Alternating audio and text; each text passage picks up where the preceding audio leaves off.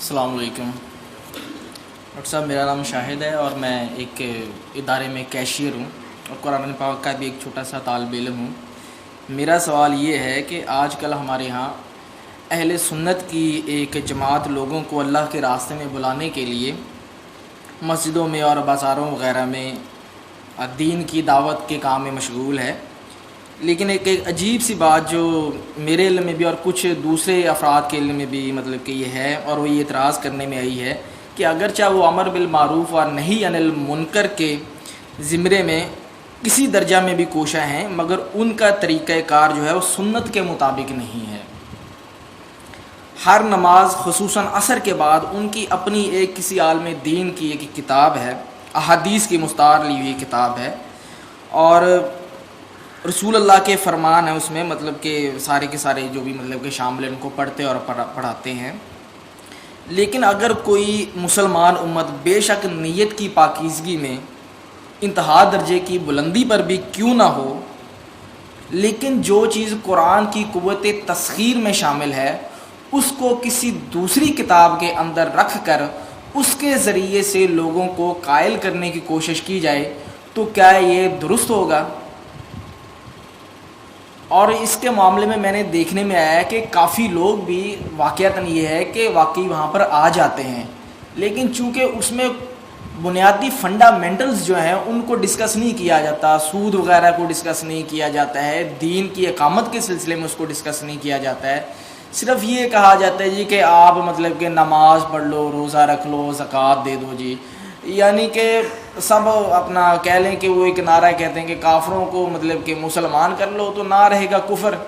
تو مطلب کہ سبھی ٹھیک ہو جائیں خود بخود۔ تو اس کے ذریعے سے کیا یہ جو چیز ہے کسی دوسری کتاب کے اندر رکھ کر، آپ نے بہت بات لمبی کر دی ہے اور اس کو سمجھنا تو کیا یہ جائز ہوگا؟ کیونکہ تمہید بغیر اصل میں وہ بات جو سمجھانا چاہتا ہوں، کہنا چاہتا ہوں، وہ مطلب کہ پوری نہیں ہو پائے گی جو کہ دیکھنے میں مطلب کہ آ رہی۔ بس میرا یہی سوال ہے کہ کسی کتاب کے ذریعے سے جو کہ قرآن پاک میں خوبی ہیں وہ سمجھنا وہ جائز ہے کہ نہیں؟ تشریف رکھیں۔ دیکھیے، اصل میں اگرچہ آپ نے اس جماعت کا نام نہیں لیا، لیکن میں سمجھتا ہوں کہ سبھی سمجھ گئے ہیں کہ یہ آپ تبلیغی جماعت کے بارے میں بات کر رہے ہیں۔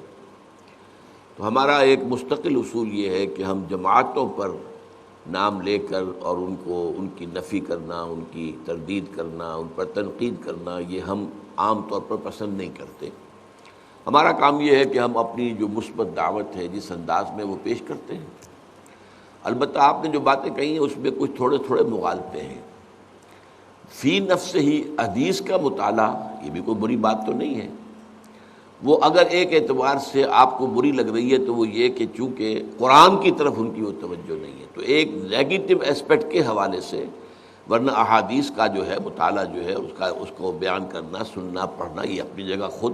اس کے اندر نورانیت ہے، اس میں بھلائی ہے، اس میں فائدہ ہے۔ البتہ یہ ضرور ہے کہ اس کتاب میں ضعیف حدیثیں بھی بہت لے لی گئی ہیں، یہاں تک کہ موضوع احادیث بھی ہے۔ یہ اصل میں یہ کہ نیکی کی ترغیب دینے کے لیے کسی زمانے میں لوگوں نے جھوٹی حدیثیں بھی گڑھی تھیں، محدثین نے اس کی پورا تجزیہ کیا کہ لوگوں کو یہ بتایا جائے کہ اس چھوٹے سے کام میں اتنا بڑا ثواب ہے تو لوگ اس کو کرنے پہ آمادہ ہو جائیں گے، لہذا جھوٹی حدیث گھڑ دی۔ تو اس کتاب کے اندر اس میں خامی اصل میں یہ ہے، حدیث فی نفسہ ہی، اور حدیث اگر صحیح ہے اور مستند ہے تو وہ تو نورانی ہے ہمارے لیے۔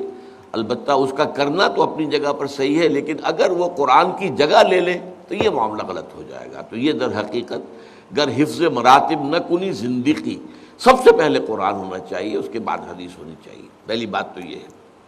دوسری بات یہ ہے کہ ان کے ہاں اصل میں وہ سارا زور جو آپ نے دیا ہے کہ جب سب ٹھیک ہو جائیں گے اسلام کا نظام آ جائے، یہ بات غلط ہے، اس کی ہم تردید کرتے ہیں کہ اگر صرف دعوت و تبلیغ سے اسلام قائم ہو سکتا تو حضور سے بڑا مبلغ اور داعی تو کوئی نہ ہوا ہے نہ ہوگا۔ جب حضور کو بھی اپنی دعوت کے بعد اور دعوت کے نتیجے میں جو آئے انہیں منظم کر کے جماعت بنا کر اور پھر باطل سے ٹکرایا نہیں حضور نے، اور پھر جنگوں کی نوبت نہیں آئی، اور جبکہ ان لوگوں کو بھی یقاتلون فی سبیل اللہ فیقتلون ویقتلون اس مرحلے سے نہیں گزرے، قتل کرتے بھی ہیں، قتل ہوتے بھی ہیں۔ غزوہ بدر میں 70 جو ہیں قرشی مارے گئے اور 14 صحابہ جو ہیں شہید ہوئے۔ غزوہ احد میں 70 جو ہیں صحابہ شہید ہو گئے۔